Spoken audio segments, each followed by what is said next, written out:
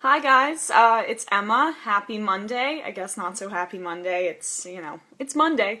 So I want to just give you my thoughts about the DNC now that it's wrapped up, especially about the seemingly bright pivot from Hillary Clinton and a lot of the people on her team. I want to start with the positive because there were some. You can tell that the Bernie Sanders campaign has made an indelible mark on the Democratic platform and on the Democratic audience. We had some great speakers. Reverend William Barber was unabashedly progressive and was very strong in his progressivism.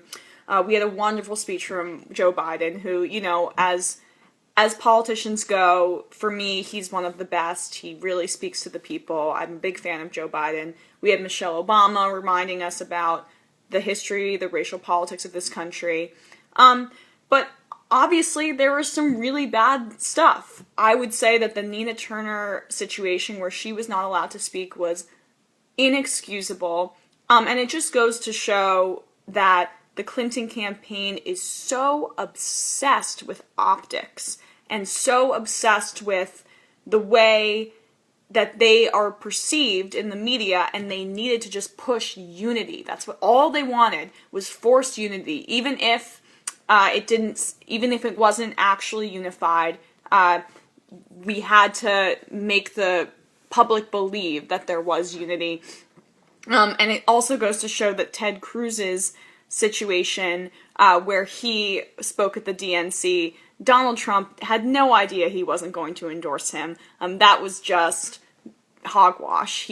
If Donald Trump had a sliver of the competency of the Clinton campaign, he would know that Cruz wasn't going to endorse him, and he wouldn't have let him on that stage, just like the Clinton campaign did to Nina Turner.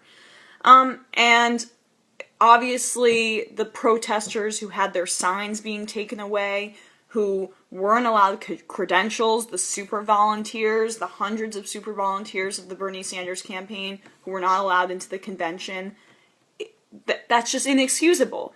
What a convention should be a way for the party to come together and air any grievances that you can and then address those grievances instead of allowing all of this contention and all of these hurt feelings to spill over into the now general election between Hillary Clinton and Donald Trump, and of course Gary Johnson, Jill Stein mixed into that. But they don't even care about Jill Stein, and they don't see her as a potential threat. Same with Gary Johnson, even though both of them are polling decently, and we could have a real third-party candidate, third person on the stage, with Gary Johnson polling above 10% in many, many polls. So part of that discounting of third-party and independent speakers, I think, had to do with people like Bloomberg speaking at the convention.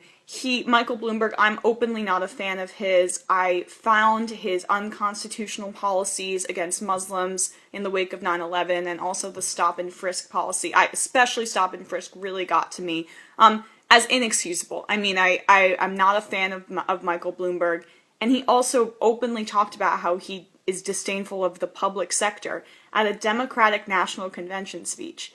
Not my favorite thing. So I wasn't pleased with that choice of speaker. And also, Leon Panetta, the former CIA director, was a horrible choice in speaker. That whole section of the convention where there was an obsessiveness with 9/11, they talked about 9/11 for like hours. And I just thought, is this the RNC from 8 years ago? It seems like they're fundamentally misunderstanding what progressives want and what their base wants to hear. We don't really want to hear about 9/11. We want to hear about policy going forward. But it was a part of their strategy to make Clinton seem like she was there for us during 9/11.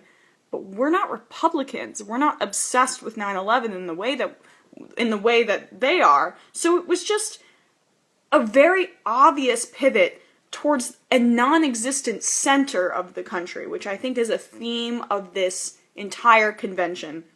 Progressives don't want to live in the past, but the Clinton campaign believes that they are the left, and that independents are the center, and that Republicans are right. that's not true anymore.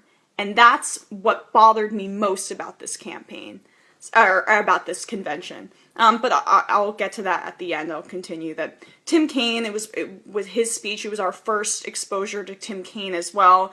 And he did not impress me at all. I tweeted that, follow me at Emma Vigeland. I tweeted that he sounded like he was giving a wedding toast. He was just talking in kind of ineffective folksiness about his family and about his life. He seemed like a nice enough guy, but what I've been saying since the beginning is that he is a bit of a corporatist, and he does have a mixed record. I know a lot of people have been sending me stuff about Tim Kaine, but he is essentially Joe Biden without the heart, in my opinion. He seems like a nice enough guy, but not the heart to fight and the passion to fight for working people, a much more corporatist version. And I was really hoping that his speech would prove me wrong, and it did nothing, because he said nothing. He said nothing, in my opinion, about policy. It was just talking about his father and stuff like that. It was, again, another obvious pivot towards the non-existent center from Hillary Clinton. Clinton voters, Clinton campaign, the independents are the left of you. You are not the left. That's what bothers me so much. It's not going to win over, when Tim Kaine talks about his family, that doesn't win over independents. They were trying to appeal to low information voters, which they believe are currently the center. But that is a 1980s, 1990s vision of American politics. Right now, independents are Sanders voters, the people that would have put Sanders over the top in every poll against Donald Trump. They care about policy. I don't really care about an anecdote from Tim Kaine's past. I want to hear what he thinks is going to make this country great again. No reference to Donald Trump intended. And that's what they fundamentally misunderstand. They think that the independents are people who are to the right of the Clinton campaign and people who are dumb, essentially. Low information voters. The discounting of independents and progressives, who I think go hand in hand, is basically the greatest pitfall of the Hillary Clinton campaign. And then, just beyond the war-hawking speeches and the Tim Kaine speech, there were just obvious disdain, anger towards Bernie Sanders supporters. Again, the taking away of signs. Again, the not allowing of the press credentials for the Bernie Sanders super volunteers and for the people who had spent thousands of dollars to come to this convention to make their voice heard. Come on, just pretend like you care. Pretend like you care about the progressives. It was such a needless needling and a needless slapping in the face of progressives. So my final judgment on this convention is it did make me feel better about the Democratic Party. No question. Part of, hearing, obviously, Obama, for me, he'll always be an effective speaker.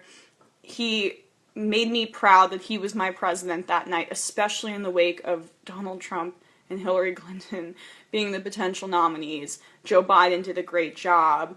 Again, the Barber speech was wonderful. Michelle Obama was great. Bill Clinton, I don't want to hear about your love story with Hillary Clinton. It was such an obvious way to humanize Hillary, and I don't think it really worked, in my opinion. But maybe that's because I follow politics so much. But my message to the Clinton campaign is, please look at a poll. Please understand the mood of the country. Please leave New York and Washington. I'm not saying that I'm from New York. I love New Yorkers. I love everything about that city. But in the most of America, they don't see you as a leftist crazy person. That's not the mood of the country right now. We're in a populist mood. And the Democrats are the center and Republicans are right. And then the independents are to the left of you. So if you start proposing populist policies that actually target working families, then maybe that'll put you over the edge. But right now, Donald Trump has the appearance of populism, which is more applicable to the current mood of the country.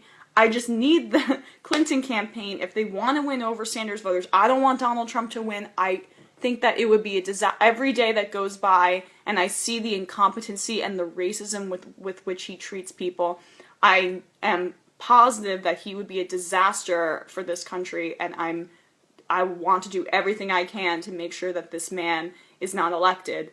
But she's not doing herself any favors by living in a 1980s reality. This is not the reality of the country. Please talk to someone other than your camp of advisors, your circle jerk of advisors who basically just play it safe consistently with your speech, with everything you've said. Consistent, safe, boring. Please get some new blood around you, but I guess it's not in her nature, you know? It's not in her nature because she doesn't want to do this kind of stuff. She doesn't want to appeal to the populist section of the country. She doesn't believe in those things. So, I mean, we have to accept that, I guess. If you're going to vote for her, fine. If you're not going to vote for her, fine. I'm leaning obviously towards voting for her. Maybe I shouldn't say that, but I think I'm going to, just because I think Donald Trump is such a disaster for this country. But we can still keep pushing for those progressive principles, and she has moved a little. I was happy that she had mentioned a constitutional amendment, but we have to keep this progressive movement going because it is not in her nature to be progressive. We just have to accept that, and without people like us at the Young Turks and people like you guys, our wonderful fans and viewers, we will not be able to push this forward because she consistently drags it back because that's her nature. So that was my main takeaway from the DNC. I really hope that you guys have a great Monday, and stay tuned for more content. Have a great day.